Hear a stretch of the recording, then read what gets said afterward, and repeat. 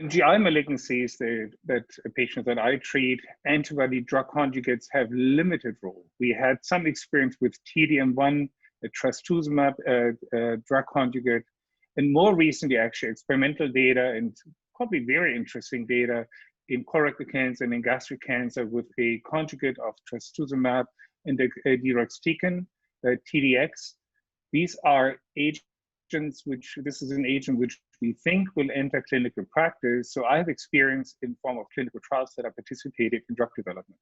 These drugs are being developed right now, mainly for a later line setting of patients with HER2 positive gastric and colorectal cancers. And there are other drug conjugates, antibody drug conjugates that are in experimental phase, like antibodies, for instance, against HER3. ILD, interstitial lung disease, is actually a quite common complication of various different agents that we use in clinical practice, especially in cancer therapy. A lot of drugs that I've used in my practice, actually early on, even with chemotherapeutic agents, can cause ILD, which I consider a very serious complication. Most recently, targeted agents, for instance, EGF receptor antibodies, more or less as a class effect of EGF receptor inhibition, can cause ILD. Autoimmune activation from PD-1 antibodies, checkpoint inhibitors, can cause interstitial lung disease through autoimmune pneumonitis. We have conventional chemotherapy drugs like taxanes, gemcitabine, the class effect of the bleomycin-like agents, which have a cumulative toxicity effect on lung parenchyma. So there are various different agents that can cause ILD. So this is one of the critical side effects that we need to know about, which are normally rare, especially for the more chemotherapy agents, more common in targeted agents, and have recently been identified as a more common toxicity, for instance, for antibody drug conjugates and the immune checkpoint inhibitors. When you look at the knowledge of my colleagues about risk for ILD, I think it's still something that there is an educational need, because it's not that commonly appearing side effect. Sometimes it's an incidental finding on a CT scan we do to monitor patients, chest CT scan. Patients might actually be asymptomatic. But I think the awareness needs to be increased because, again, with the emergence of immune checkpoint inhibitors in various different disease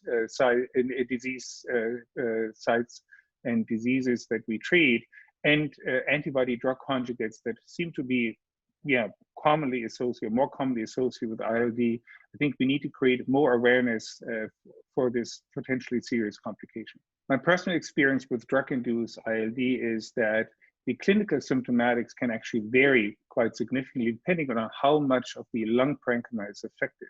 Sometimes patients are completely asymptomatic and we just see kind of a hazy opacities bilaterally on routine CT scans as a first indicator of, there could be some interstitial lung disease involved.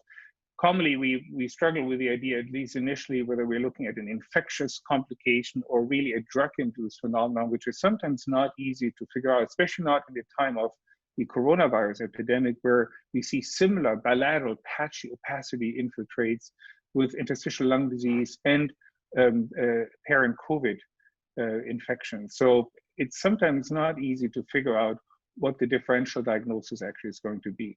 So patients can present either with completely asymptomatic or a dry cough, some shortness of breath. When we sometimes check their O2 saturation, we're surprised how low they are. They're below 90%, and they might actually not even feel it as much because the emergence of ILD can be slowly emerging over time. If we have a more acute fulminant pneumonitis, more an inflammatory reaction, which we sometimes see with immune checkpoint inhibitors, the symptomatic is much more severe and patients notice their O2 desaturation quite early. So then treatment approaches really vary depending on how severely the lung and patients are affected. In GI studies, related studies, the use of antibody drug conjugates have been associated with ILD frequencies of 5 to 10%. So it's potentially a little bit lower than what has been seen in breast cancer. There are fatalities that were reported in the pivotal studies that kind of at least gained some attention for the trastuzumab, deruxtecan combination. We think that the lethal complications happen in about 2% of patients, 1 to 2% of patients, and that is definitely something we need to create awareness for to identify these patients early, withhold drug when the symptoms and the clinical signs and the radiographic signs occur, then potentially start glucocorticosteroids early enough. GI oncologists currently are not really monitoring for ILD because it's a rare side effect of agents, but I think we probably need to start being more aware of it and then having a referral pattern either to our pneumologists or to people who know how to handle ILD internally. I don't think we proactively monitor patients as much as we'll react to unexpected findings or symptoms that patients develop.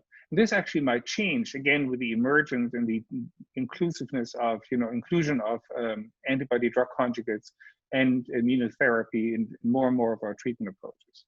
So at this point in time, we do not specifically monitor patients for ILD.